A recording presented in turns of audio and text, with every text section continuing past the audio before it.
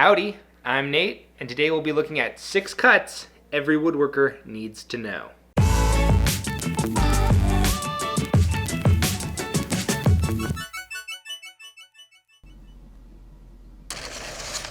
A rip cut. This is when a workpiece is sawn parallel with the grain and perpendicular to its thickness. We can do this by feeding the workpiece into the saw, flush against the ripped fence. The blade should be at a right angle to the table. Ripping is the primary function of the table saw, and a task at which it most excels.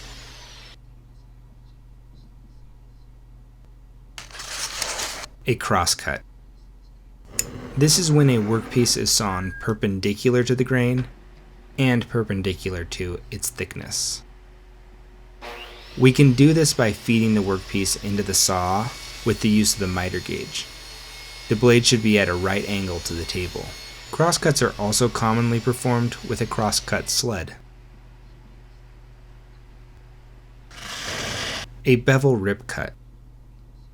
This is when a workpiece is sawn parallel with the grain and at an angle along its thickness. We can do this by feeding the workpiece into the saw, flush against the ripped fence. The blade should be tilted to a desired angle. When cutting a bevel, the saw blade should always tilt away from the ripped fence to minimize the possibility of kickback.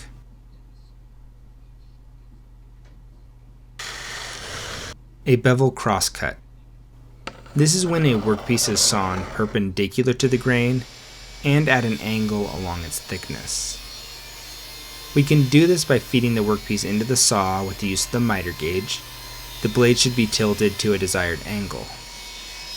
Remove the rip fence when using the miter gauge. A compound miter cut. This is when a workpiece is sawn at an angle to the grain and at an angle along its thickness. We can do this by feeding the workpiece into the saw with the use of the miter gauge. The miter gauge is set at an angle. The blade should be set at an angle. Workpieces longer than 4 feet should not be cut on the table saw with the miter gauge.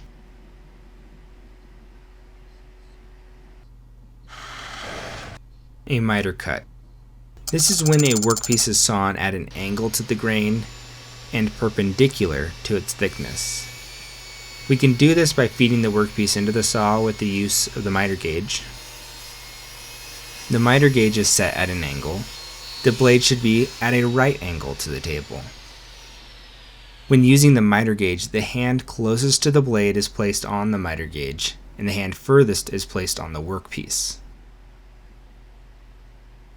Any other cut in woodworking is made up of a combination of these cuts, and while I showed them on a table saw, they can easily be done with a hand saw. I hope you enjoyed the video. If you did, please subscribe to my channel.